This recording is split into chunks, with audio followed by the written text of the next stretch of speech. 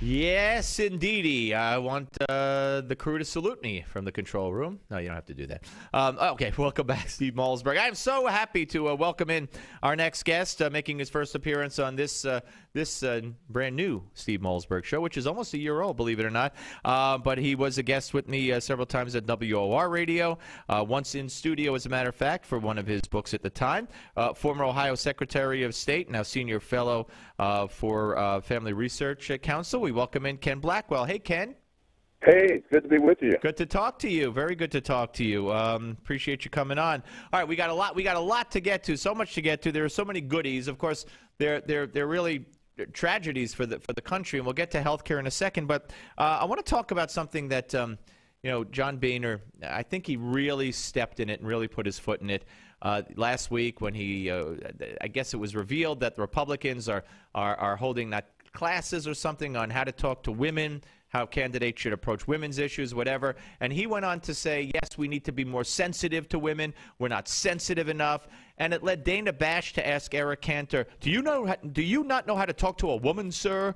And, and they're all mocking and attacking, and it just reopened this whole war on women thing. And I think there was a better way around it for Boehner. He could have just said, yeah, we need to communicate better with all our constituencies. But instead he said, we're not sensitive enough. But as you pointed out, it's not the Republicans or the GOP that has a war on women. It's the Democrats on so many levels. Oh, absolutely.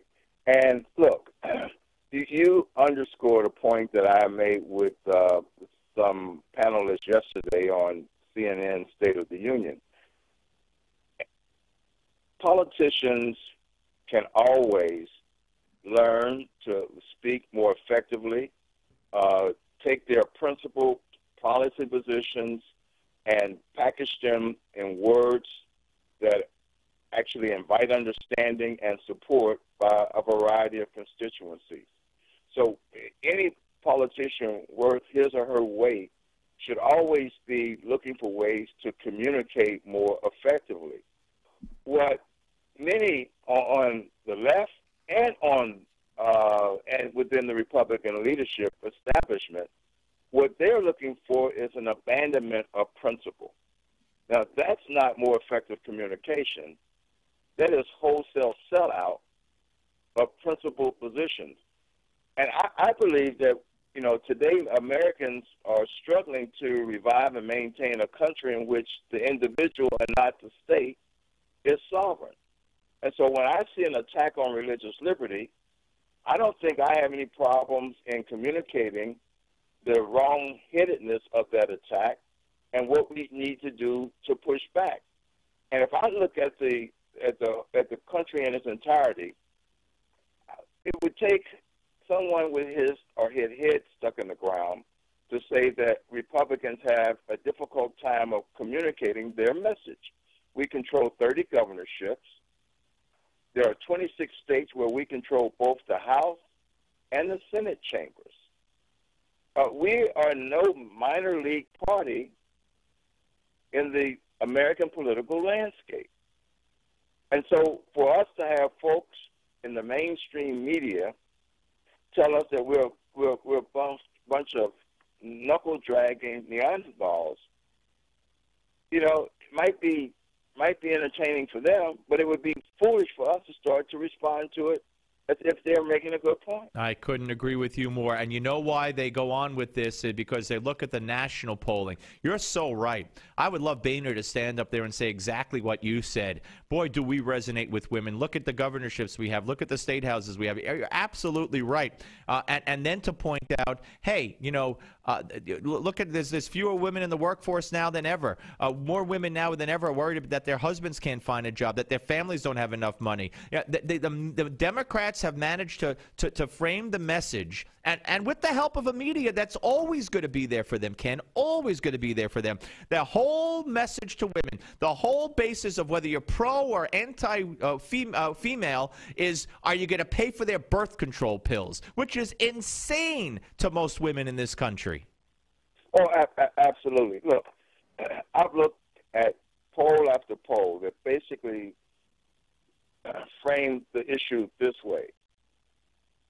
Do we think health care is best suited for your family if you are making the decisions along with your doctors or the government.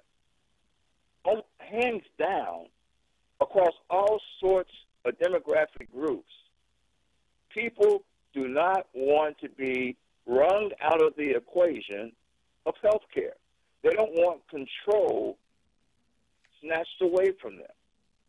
And when you frame it in those terms, those folks who are backing Obamacare, which most people believe is unworkable, unpopular, and underscored, unaffordable, we have no problems convincing women, men, you name them, across the voter groups.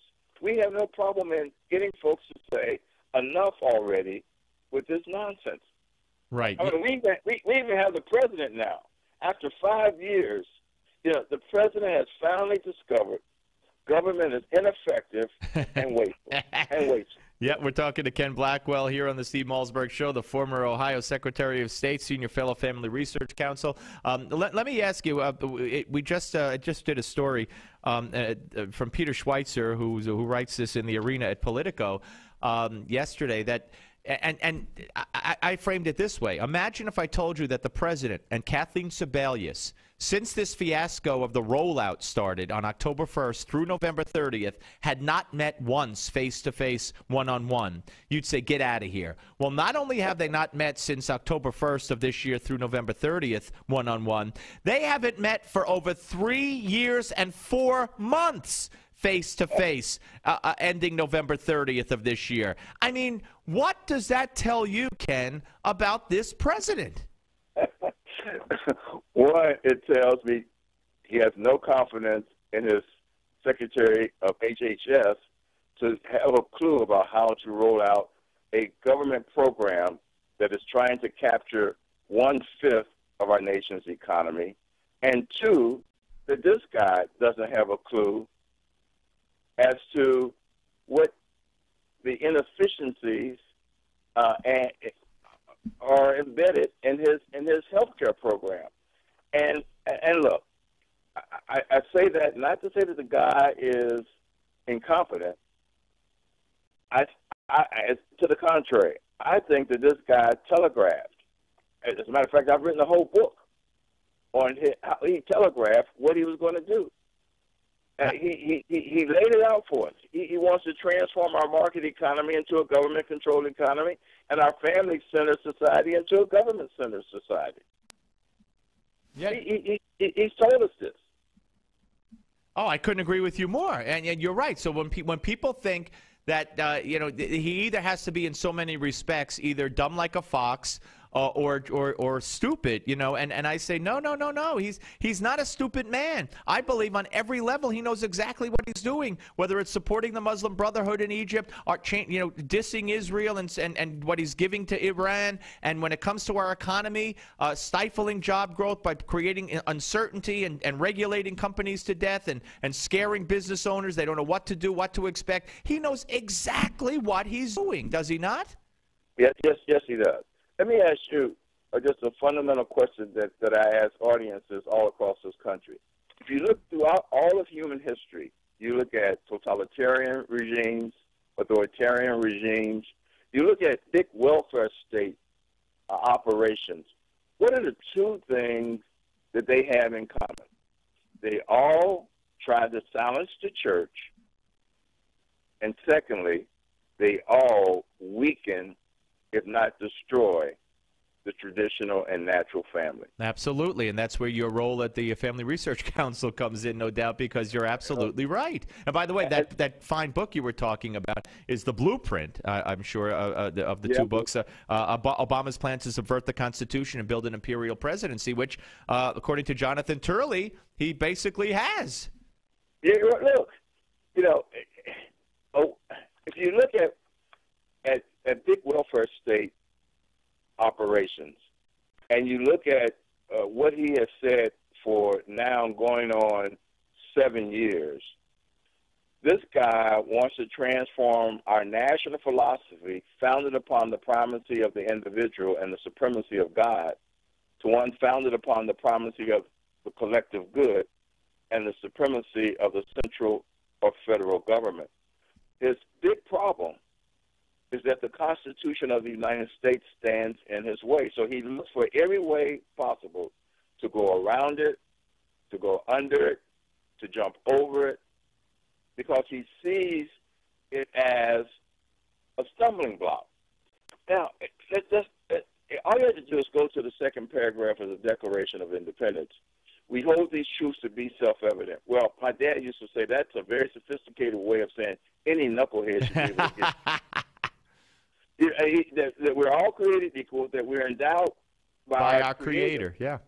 Certain unalienable rights, which suggests that our human rights are gifts from God, not grants from government. Yep. There's not a government on the face of the earth that can give us, through grants, our human rights.